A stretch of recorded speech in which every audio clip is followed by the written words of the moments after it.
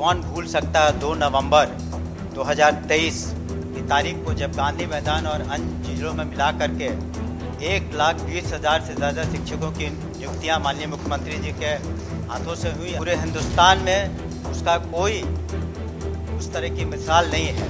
और अब तो हम लोगों ने अधियाचना TRE 4 की भी भेज दी है, जिसमें 45,000 से ज़्यादा शिक्षकों की हम लोगों ने मांग की है, जो जिनकी भर्ती होगी। नमस्कार, आप देखना शुरू कर चुके हैं लाइव सिटीज को। मेरा नाम अभिषेक है। BPSC TRE 4 को लेकर सदन में शिक्षा मंत्री ने सबसे बड़ा ऐलान किया है। आपको बता दें कि बिहार में BPSC TRE 4 के माध्यम से शिक्षकों की बहाली निकाली जाएगी। इसको लेकर सदन के अंदर शिक्षा मंत्री का बड़ा ऐलान हुआ है। क्या कुछ कहा है सदन के अंदर शिक्षा मंत्री सुनील कुमार ने, पहले आप वो सुनिए।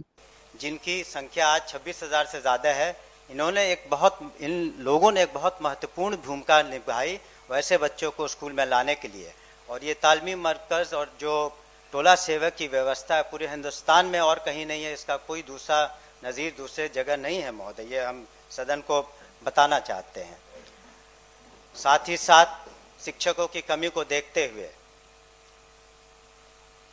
हम लोगों ने व्यापक रूप से नियुक्तियां की। कौन भूल सकता है 2 नवंबर 2023 की तारीख को, जब गांधी मैदान और अन्य जिलों में मिला करके 1,20,000 से ज़्यादा शिक्षकों की नियुक्तियां माननीय मुख्यमंत्री जी के हाथों से हुई। अन्य लोगों के, जो पूरे हिंदुस्तान में उसका कोई उस तरह की मिसाल नहीं है।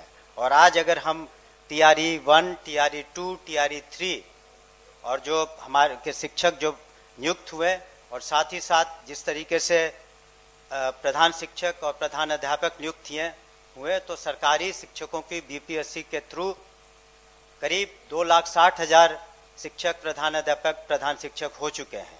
और अब तो हम लोगों ने अधियाचना TRE 4 की भी भेज दी है, जिसमें 45,000 से ज़्यादा शिक्षकों की हम लोगों ने मांग की है, जो जिनकी भर्ती होगी। हम सदन को महोदय ये भी बताना चाहेंगे कि दिव्यांग बच्चों के लिए अलग से हम लोगों ने, किसी ने कभी जिक्र नहीं किया, लेकिन हमने देखा कि कई स्कूलों में दिव्यांग बच्चों की बहुत दिक्कतें हैं पढ़ाई में।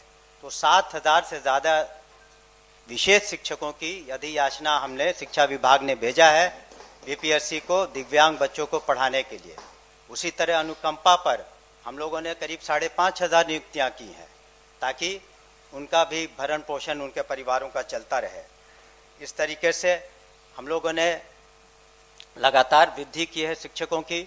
और एक बहुत ही सहानुभूति पूर्वक हम लोगों ने माननीय मुख्यमंत्री जी के निर्देश पर, जो हमारे विभिन्न निकायों से, जो पंचायती राज व्यवस्था से हमारे शिक्षक आए थे, उन्हें भी एक मामूली परीक्षा दे करके सरकारी शिक्षक बनाया। उनकी भी संख्या 2.5 लाख से ज़्यादा है। इस तरीके से हम लोगों ने 5,87,000 से ज़्यादा आज के दिन में शिक्षक हो चुके हैं। और मैं इसका जिक्र इसलिए कर रहा हूँ 5,87,000 का, क्योंकि आप कह रहे हैं कि हमारे विपक्ष के साथी कह रहे थे कि शिक्षकों की बहुत कमी है। 2005 में 1.5 लाख से ज़्यादा शिक्षक नहीं थे, और आज 5,87,000 से ज़्यादा शिक्षक हैं। तो ये फ़र्क है सुशासन में जो माननीय मुख्यमंत्री जी ने लाया। उसके साथ ही साथ हम लोगों ने किस तरह से अनुश्रवण की व्यवस्था, सुपरविजन जिसे कहते हैं, और बेहतर हो सके, 935 असिस्टेंट एजुकेशन डेवलपमेंट ऑफिसर का भी पोस्ट हम लोगों ने क्रिएट किया है, ताकि वो हर करीब 10-12 पंचायत पर ऐसे पदाधिकारी रह सके, ताकि शिक्षा के गुणवत्ता पर ध्यान रखा जाए। सभी की चिंता थी कि शिक्षकों के बारे में सहानुभूति पूर्वक रवैया अपनाया जाए।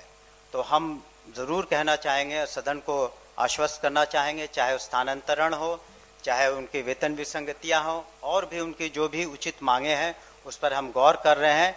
लेकिन इतना ज़रूर है, पूरे भरोसे के साथ कह सकते हैं हम, कि शिक्षकों की नियुक्ति में या स्थानांतरण में किसी तरह की कोई गड़बड़ी नहीं पाई गई है।